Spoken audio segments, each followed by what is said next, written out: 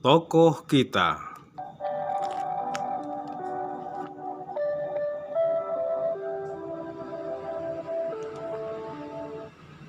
Assalamualaikum warahmatollahi wabarakatuh. Kawan, ketemu dengan saya Kaji Sari di channel YouTube Abdi Dalem dalam konten Tokoh Kita.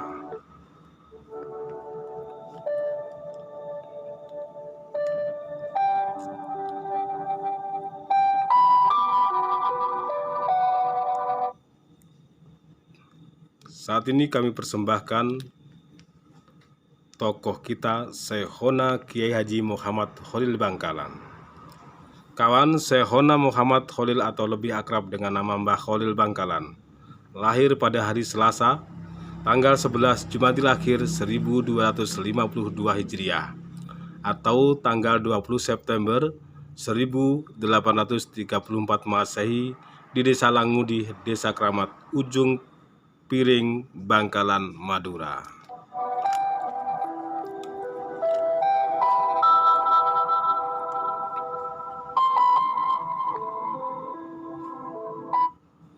Oleh ayahnya, beliau dididik dengan sangat ketat.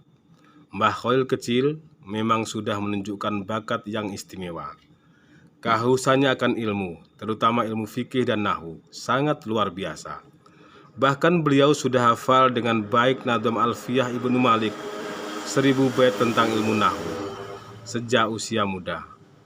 Untuk memenuhi harapan dan juga kehausannya mengenai ilmu fikih dan ilmu yang lainnya, maka orang tua Mbah Khalil kecil mengirimnya ke berbagai pesantren untuk menimba ilmu.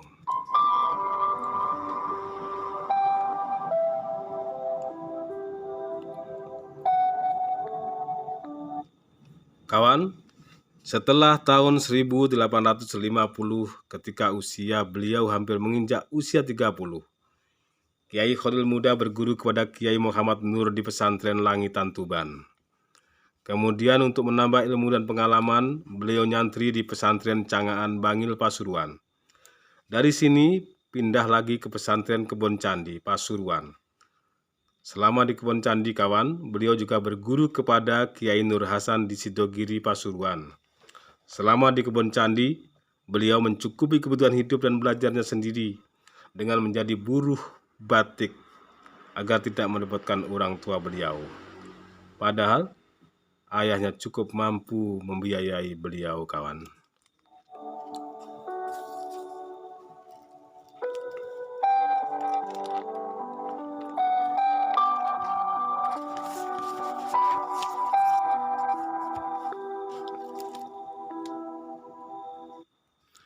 Kemandirian Kiai Khalil nampak ketika beliau berkeinginan belajar ke Mekah Al-Mukarramah. Beliau tidak menyatakan niatnya kepada orang tua, apalagi minta biaya. Tapi beliau memutuskan belajar di sebuah pesantren di Banyuwangi. Dan selama nyantri di Banyuwangi kawan, beliau juga menjadi buruh pemetik kelapa kepada gurunya dengan diberi upah 2,5 sen setiap pohon. Upah ini selalu ditabung.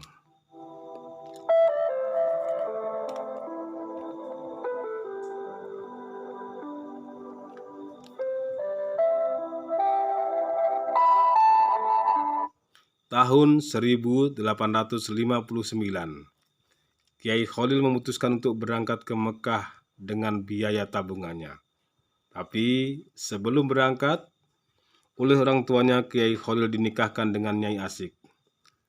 Di Makkah Al-Mukarramah, beliau belajar kepada guru dari berbagai madhab di Masjidil Haram. Tapi beliau lebih banyak mengaji kepada guru yang bermadhab Imam Syafi'i. Sepulang dari Tanah Suci kawan, Kiai Khalil dikenal sebagai Al-Faqih, ahli fikih, dan thariqat yang hebat. Bahkan beliau dapat memadukan kedua ilmu itu dengan serasi.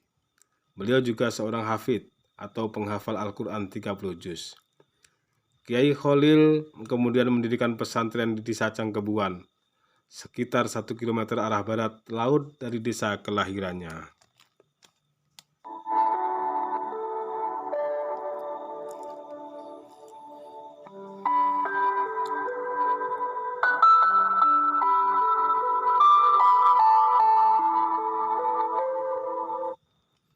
Setelah putrinya yang bernama Siti Khotimah dinikahkan dengan keponakannya sendiri yaitu Kiai Muntaha, pesantren di Pecangkebuan diserahkan kepada beliau Kiai Muntaha.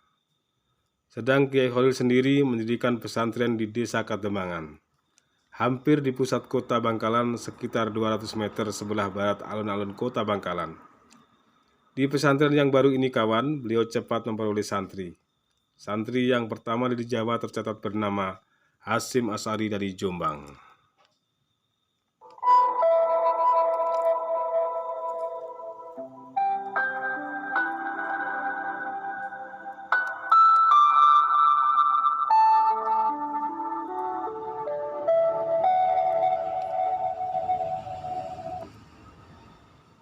Pada tahun 1924,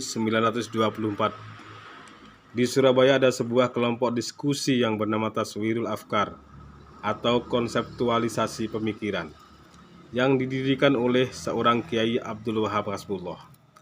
Dalam perkembangannya, ketika Kiai Wahab Hasbullah beserta Kiai Hasyim Asy'ari bermaksud mendirikan jamiah, setelah dimintakan persetujuan kepada Kiai Khalil, ternyata beliau memberikan restu dengan isyarat, memberikan tongkat dan tasbih melalui Kiai As'ad Syamsul Arifin kepada Kiai Hasyim Asy'ari.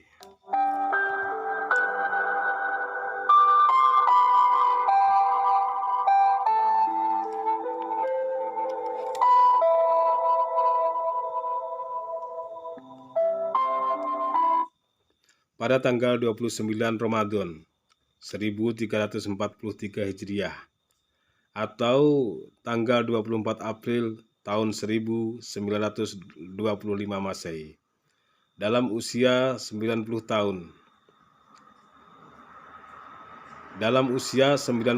tahun, karena usia lanjut beliau wafat.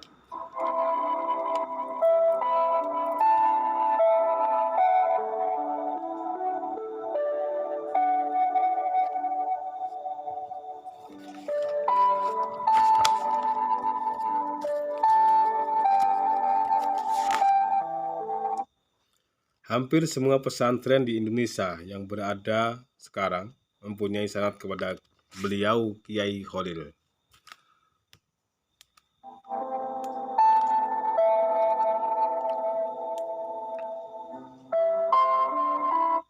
Setelah beliau wafat kawan, makamnya tetap menjadi rujukan yang tidak pernah sepi dari para penziarah yang mengharapkan berkah dari Syekhona Khalil.